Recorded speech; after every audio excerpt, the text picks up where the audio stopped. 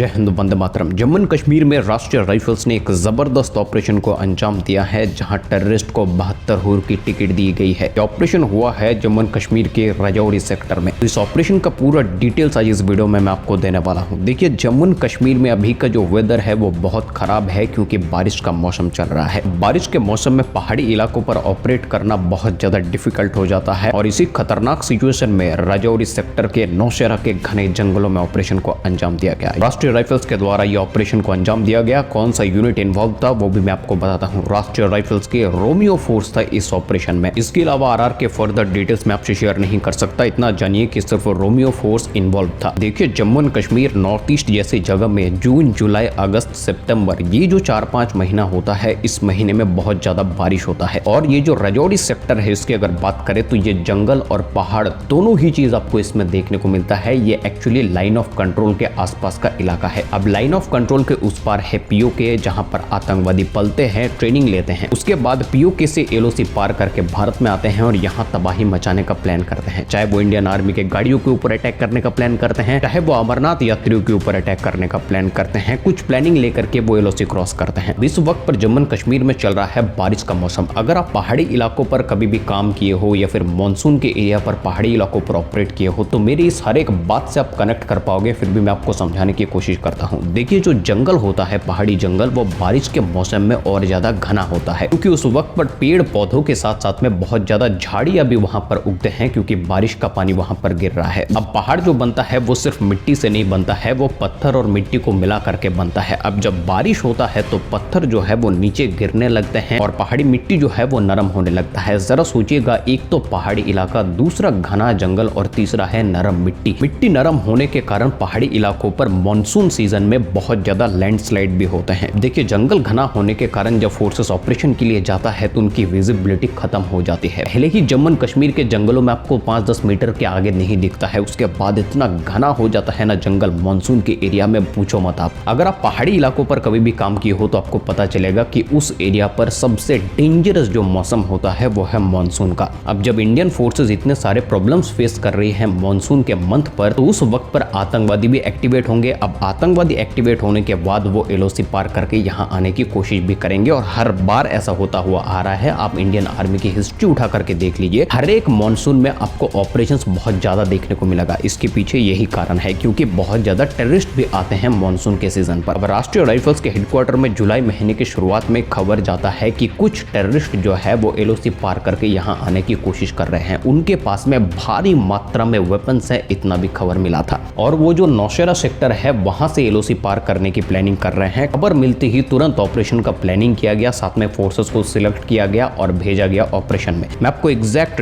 Date बता रहा हूँ, 7 जुलाई रात को ऑपरेशन शुरू किया गया। लगभग 2 दिन और 2 रात तक ढूंढा गया, पूरे एरिया को सर्च किया गया। 2 दिन 2 रात ढूंढने के बाद खबर सच हुआ और टेररिस्ट को स्पॉट किया गया। टेररिस्ट एक पहाड़ के ऊपर से जो है वो नजर रख रहे थे, और इधर से इंडियन आर्मी था। अब ये जो पीर पंजाल वैली है, यहाँ पर ऑपरेशन हो रहा था। इंडियन आर्मी से जो टेररिस्ट था वो मात्र 300 मीटर की दूरी पर था। टेररिस्ट को स्पॉट करते ही इधर से इंडियन आर्मी ने फायर खोला, उधर से भी टेररिस्ट ने फायर खोला। दोनों के बीच में भारी गोलाबारी हुई। कुल मिलाकर 3 से 4 टेररिस्ट था, जितना मुझे पता है। अब फायर फाइट जब चल रहा था, जब गोलियों की बौछार चल रही थी, उस वक्त पर एक टेररिस्ट को गोली लगती ही वो पहाड़ से नीचे गिर जाता है, उसका मृत्यु हो जाता है। बाकी जो 2 टेररिस्ट था, दोनों को ही इंजर्ड कर दिया जाता है, लेकिन वो मरता नहीं है और वो जंगल में भाग जाता है। अब जो पहाड़ से गिर करके मर गया था, उसका बॉडी तो मिल गया, उसके साथ में भारी मात्रा में वेपन्स भी मिला, लेकिन जो बाकी 2 जंगल में भाग गए थे, उनके लिए सर्च एंड डिस्ट्रॉय ऑपरेशन शुरू हुआ। गोलियों के भी शरीर में कुछ ऐसे पॉइंट्स होते हैं जहां पर अगर गोली लगता है तो खून रुकता नहीं है और लोगों की मौत हो जाती है। और जो 2 टेररिस्ट इंजर्ड हुए थे, उनमें से एक का कुछ ऐसे ही पॉइंट पर गोली लगा था कि ब्लड लॉस नहीं रुका और एलओसी पार वो नहीं कर पाया। एलओसी से पहले ही वो मर गया। 72 हुर की टिकट उसको मिल गई। लेफ्टिनेंट कर्नल सुनील वर्तवाल साहब जो है, उन्होंने कहा है कि उस टेररिस्ट के पास से एक AK-47 राइफल, 3 AK का मैगजीन जिसमें 175 राउंड बुलेट था, 9 mm का एक पिस्टल, 15 राउंड उसमें भी गोलियां थी, और 4 हैंड ग्रेनेड, कम्युनिकेशन इक्विपमेंट्स और कपड़ा उनके पास से रिकवर किया गया। कपड़ा वो साथ में रख रहा था, क्योंकि मूवमेंट्स बहुत ही स्लो होता है मानसून के एरिया पर, तो पीओके से एलओसी पार करके भारत आने में बहुत वक्त लगता है, इसीलिए वो काफी सारे क्लोथिंग कैरी करके चलते हैं जनरली। लेकिन बात वहीं पर आकर के रुक जाती है कि हमारे स्पेशल फोर्सेस और राष्ट्रीय राइफल्स हमेशा तैयार रहते हैं इस तरह के चिरकुट आतंक आतंकवादियों को 72 हुर की टिकट देने के लिए। जरा सोचिएगा, मर रहे हैं ये भड़वे टेररिस्ट और इनके आका जो पाकिस्तान में बैठ करके जिहाद का गाजर दिखाकर इनके मौत का तमाशा देख रहे हैं। मैं हमेशा से ये जो भड़वे मादरचोद टेररिस्ट है इनको ये समझाना चाहता हूँ कि राष्ट्रीय राइफल्स स्पेशल फोर्सेस जो है ये घोस्ट है, भूत है, ये कहीं और से निकल जाएंगे, खाल उधड़ करके खा जाएंगे। तुम अभी बच्चे हो के 47 नया नया चलाने सीखे हो, ये जो राष्ट्रीय राइफल्स और स्पेशल फोर्सेस है ना, ये बंदूक जहां पर पॉइंट आउट करेगा वहीं पर साली गोली लगेगी। अब तुम तय करो कि एलओसी पार करके यहाँ आकर के राष्ट्रीय राइफल्स की बड़ी गोली से मरना है या फिर पाकिस्तान में रहकर भिखमंगे और नंगे होकर के मरना है। जय हिंद, वंदे मातरम।